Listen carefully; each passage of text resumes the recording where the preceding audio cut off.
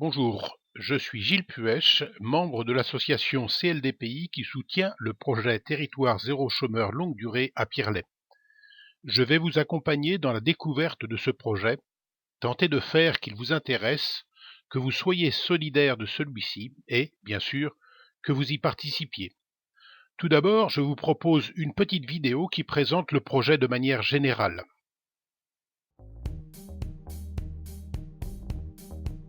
C'est un projet de société qui prétend détruire la privation d'emploi. Quand on voit tous les besoins de la société, le travail ne peut pas manquer.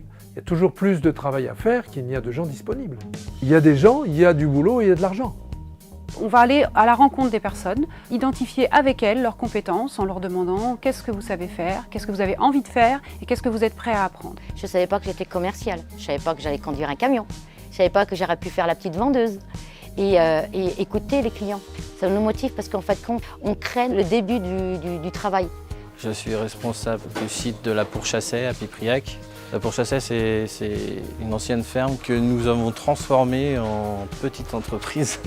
On a commencé de rien et de nous-mêmes, les locaux ont été faits de nos mains. On a des solutions qui sont définies à un niveau local, qui sont définies par les acteurs locaux, par les personnes privées d'emploi elles-mêmes.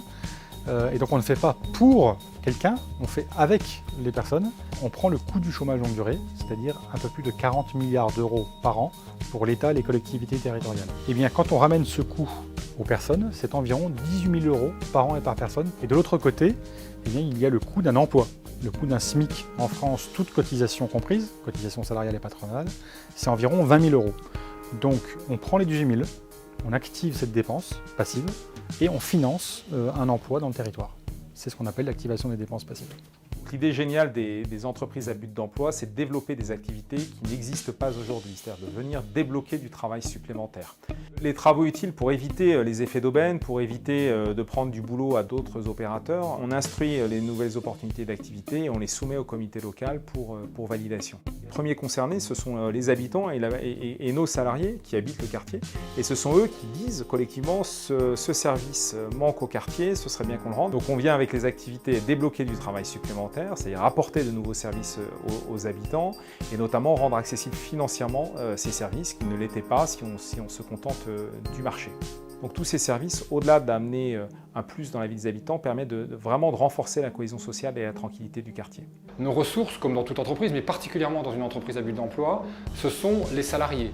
Le point très important, dès le début, c'est que nous avons accordé une priorité à la gestion des ressources humaines et à la collaboration entre les salariés. C'est un parcours de longue haleine. Une EBE est une entreprise chercheuse qui se construit chaque jour et il faut tenir compte de cette dimension-là. On a fait un bilan intermédiaire qui est vraiment très positif. On voit une société d'assistance qui est en train de se réduire et qui se remplace par une société de travail. Les aides sociales, les associations caritatives qui voient leur fréquentation diminuer. On voit aussi que le fait que les personnes retravaillent, ça rejaillit sur toute la famille. C'est que ce n'est pas juste un projet pour des personnes au chômage, c'est un projet qui va refaire bien vivre tout le territoire. Ce que j'observe en tant qu'élu, c'est que vraiment ce projet, il renverse l'action publique. Habituellement, on travaille pour les gens, on a des bénéficiaires. Là aujourd'hui, les personnes qui étaient privées d'emploi, qui étaient invisibles de l'action publique, elles sont au cœur du projet, elles deviennent salariées et on construit avec elles à la fois le projet, mais aussi toutes les activités et finalement l'entreprise à but d'emploi. Les chefs d'entreprise du quartier peuvent faire appel à l'entreprise à but d'emploi, à des compétences, mais des salariés qui sont dans un cadre sécurisé de travail, dans un cadre collectif, et ça change beaucoup de choses sur notre modèle de société. Il y aura toujours des personnes qui vont dresser la liste des raisons pour lesquelles il ne faut pas le faire. Nous, on est plutôt partisans de cette France dans les territoires qui se mobilisent, qui trouvent des solutions, qui les inventent, qui les créent, qui reposent sur la confiance, sur l'optimisme. Non, on n'avait pas tout essayé contre le chômage jusqu'à Territoire zéro chômeur longue durée. Il y a des solutions, elles existent, nous le prouvons. Donc on doit les mobiliser partout où c'est possible, partout où il y a des volontés. On agit à un niveau local, au plus près de là où on vit finalement, et c'est ce qui fait la force du projet.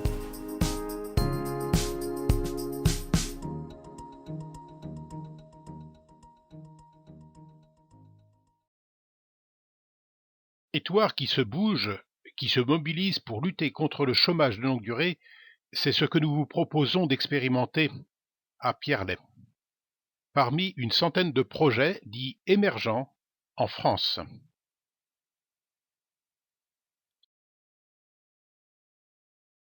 Nous postulons pour participer à la deuxième expérimentation. Voici quelques exemples d'actions que nous faisons pour qu'à échéance 2022, une entreprise à but d'emploi soit créée à Pierrelet. Tout d'abord, aller à la rencontre des citoyens et entrepreneurs. C'est ce que nous avons fait à plusieurs reprises au cours de réunions et que nous continuons à faire par la diffusion de cette vidéo. Ensuite, nous avons commencé à rencontrer les personnes privées d'emploi pour leur expliquer le projet et commencer à bâtir avec eux le projet d'entreprise. Puis, la constitution d'un comité local pour l'emploi. Celui-ci est d'une importance primordiale car il a pour objectif principal de garantir le respect des clauses du projet. Pour que tout cela fonctionne, une équipe projet a été établie. Elle a pour mission d'être le bras opérationnel du comité local pour l'emploi. Tout s'imbrique dans une organisation. Le comité local pour l'emploi, pièce maîtresse de l'organisation, l'équipe projet qui agit en tant que support du comité local pour l'emploi, jusqu'à la création de l'entreprise que nous espérons en 2022. Chacun à son niveau, qui que nous soyons, nous pouvons être acteurs de ce projet. En remplissant le formulaire qui se trouve juste en dessous de la vidéo que vous venez de visualiser, vous nous aidez à faire de ce projet un projet vraiment citoyen. Il suffit de cliquer dessus, puis de le remplir, en quittant le mode plein écran toutefois. Ou téléphonez-nous au 06 63 67 76 48.